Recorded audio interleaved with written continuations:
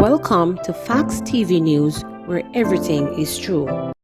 February 21st trial date set for House Speaker co-accused in illegal dumping case. The case of illegal dumping brought against House Speaker Marissa Dalrymple-Filbert is to go on trial on February 21st next year in the St. Anne Parish Court. The date was set when Dalrymple-Filbert, who is also the Member of Parliament for South Trelawney, and her two co-accused appear in court. The three were given summons by the police in August for breaches of the National Solid Waste Management Authority Act. The police had reported that about midday on August 15, a team was conducting an operation along the main road in the Salem area in St. Anne when a vehicle stopped along the roadway. It is further reported that three persons then exited the vehicle and proceeded to remove cardboard boxes and other items of garbage from the car.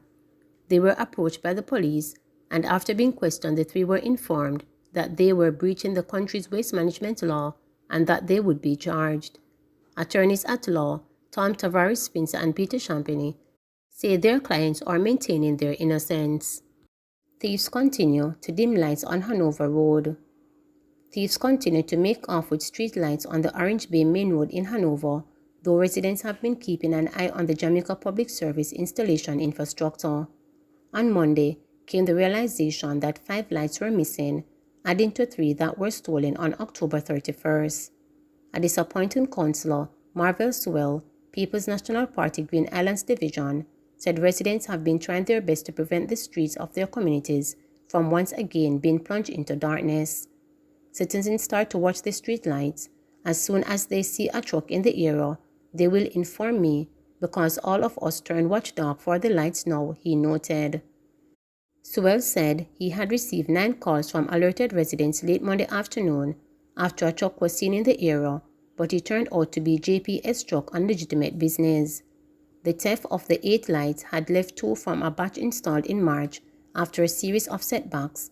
The local government ministry has given the nod for 10 lights to be installed in the Orange Bay, but half were instead installed in the neighboring parish of Westmoreland, sparking outrage among residents and earning the ear of Councillor Sewell. The 5 diverted lights were eventually replaced, but the project was also hampered by the theft of secondary wires needed for work to proceed. All 10 lights were eventually in place by March, but their numbers have been dwindling at the hands of thieves. According to a JPS source, the 8 missing lights should be replaced by the end of this week. The company executive, who asked not to be identified by name, also disclosed that instructions were given Monday for the replacement of a transformer that supplies the 10 lights. It went out of service in September. CMO says unvaccinated health workers pose a threat to public health. The country's chief medical officer, Dr. Jacqueline Bisosa Mackenzie, is expressing frustration at the vaccination rate among the country's healthcare workers. Dr. Bisosa Mackenzie says unvaccinated doctors and nurses continue to pose a threat to the public health sector. Her comments come following the news that the Ministry of Health will offer booster shots to citizens 60 years and older, along with healthcare workers. Doctors and nurses were the first group of Jamaicans to have access to vaccines, but despite this, vaccination rate continues to hover at just over 50%. Dr. Bisosa Mackenzie says she's not satisfied with this rate. Healthcare workers are being prioritized in the rollout of the country's vaccination booster program. But with vaccination numbers among them well below expectations, the country's chief medical officer is publicly expressing her frustration. Certainly we're not satisfied with the number of our frontline workers that are vaccinated, and we would want to see 100% of our frontline workers. We're nowhere near that. No, I don't think we're near that. But we're over 50%. Yeah. How frustrating is it for you?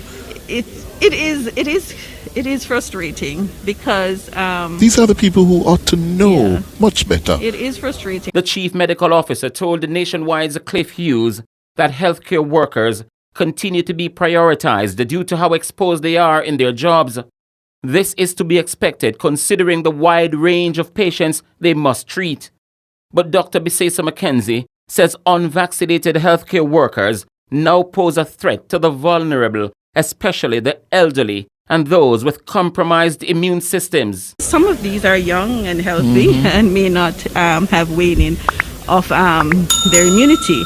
But because they're in a position that they're more than likely going to be exposed, and for even vaccinated individuals, there's a possibility that they can transmit. And so therefore they become a threat to that vulnerable population. The CMO is appealing to unvaccinated healthcare workers to make an effort to take the vaccine. She says they currently pose a risk to the public health sector. And I would take the opportunity here to encourage them to get vaccinated, because it puts the health system at a threat. Okay, because if we go into another surge, it means that healthcare workers are just as vulnerable. They're just as vulnerable, and therefore they may be off work because they're ill. You know, it also sends a message. If you are a healthcare worker not confident in this, then why should I? The country is on high alert for the potential arrival of the highly transmissible Omicron variant of the virus on the island. Elderly citizens welcome relaxation of COVID-19 measures. The elderly community welcomes the relaxation of COVID-19 measures amid concerns of the impact of isolation on their physical and mental health. Professor of Public Health and Aging, Denise Elmira Shero, says that Prime Minister's announcement has lifted the spirits of the community. In an interview, Professor Shearer says several senior citizens have lost weight due to the lockdowns. In the House of Representatives on Tuesday afternoon, Prime Minister Andrew Holness reduced the curfew by an hour. In addition, it will run from 1 a.m. to 5 a.m. on Christmas Eve and New Year's Eve. Professor Shearer says the elderly community needs this change. Speak for the older person's age group that says it is time now for some normality in life.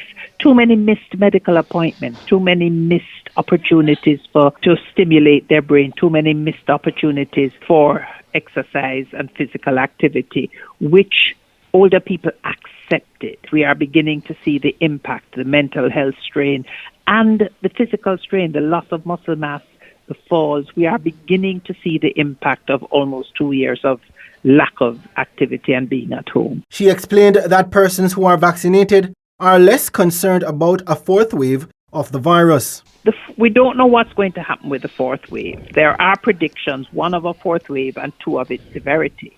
But let us look at the third wave, and let us look at the fact that during the third wave, it was people that were not vaccinated that were in hospital. Yes, we had a few persons vaccinated who have COVID. There are very few, if any, deaths in the vaccinated who were hospitalized. Professor Shearer explained that the COVID-19 death rate for those 60 and over has fallen tremendously. She added that elderly people who have been vaccinated are better prepared to face the pandemic. When you look at the graph, the last graph that the ministry put out, look at how the death rate fell in the 60 and over as the vaccination rate increased. It's a very telling graph. And the estimate from the calculations is that 125 deaths were saved by vaccination, that 60 and over age group. So I think the message there is vaccination again. RADA board can still have legitimate meetings amid resignation request, stated lawyer. Constitutional lawyer Dr. Lyde Barnett says the remaining members of the board of the Rural Agricultural Development Authority RADA can legally hold meetings even as they refuse to submit resignations demand by the responsible minister. Agriculture Minister Ardley Shaw requested the resignation of 13 members of the board on November 19. However, the chairman Andrew Simpson said last week that he and 6 others have not complied and want clarity on the sudden request he said came a month after the minister expressed confidence in the board. The RADA Act says the minimum number to constitute a meeting is 5, and Barnett said Simpson and the others can have meeting. Until they have resigned or been dismissed, they still form part of the board and therefore they can form the quorum. The legal position is, if you're a member, Barnett said. But he noted the minister does not have legal authority to revoke board appointments. The RADA Act states that the responsible minister can revoke the appointment of any board member at any time if he thinks it's expedient to do so. So far, Shaw has not exercised that option. Questions submitted to his permanent secretary Dermot Spence last Wednesday for an update remain unanswered. Barnett said the request for resignation is usually a courtesy extended by ministers instead of outright dismissal. He said the current situation involving the RADA board may be unprecedented. There are questions about Shaw's timing and the motive given that at the October meeting with the board he reportedly did not express any concern that he was dissatisfied with the direction of RADA. Between that meeting on October 14 and when Shaw requested the members' resignation, the board held one meeting on November 11 that turned out to be contentious and ended abruptly. At the meeting, the acting chief executive officer, Marina Young, was reportedly heavily criticized for allegedly disregarding the board's opinion on a controversial $50 million contract. Although the board does not play a role in procurement, on learning of the troubles, it suggested at the October 14 meeting that Young get advice from the Attorney General Department or retender the contract for the supply of 6 tractors that has been questioned after the first preference bidder was replaced. Young told the November meeting that RADA would not be retending the contract, the AG's chamber was not approached, and that the contract would be issued to Kingston Industrial Agency KL. RADA has advised Machinery and Part Export MaxPex on June 28 that the company was the preferred supplier. However, the authority wrote back on August 5 indicating that following a re-evaluation, the other company KL was the selected contractor. According to RADA, the two companies ended with the same score, and it decided on Kia because the company had the lowest bid at $49.7 million. MaxPex had $51.8 million. MaxPex has threatened legal action, leveling several accusations at RADA, including a claim that the entity unlawfully disclosed information about its bid to Kia that claim was rejected by the state agency. After Kia was advised that it was not selected, it lodged a complaint to RADA, questioning the basis by claiming that tractors supplied by companies were equal in comparison. Kia's managing director is Philip Henriquez, the Jamaica's Labour Party Member of Parliament for Clarendon Northwestern. The company says it has received its purchase order and is sourcing the vehicles. MaxPex Executive Chairman Richard Powell Sr. worked at Kia for almost 3 decades up to his departure in 2000. Board members have held serious concerns about the management of RADA, which provides support such as technical advice to farmers. The management's approach to the implementation of the Farm Road program, including monitoring of construction to ensure accountability, as well as the tractor contract issue, is among the key concerns. Please remember to subscribe, like, share, and click the notification bell for daily updates.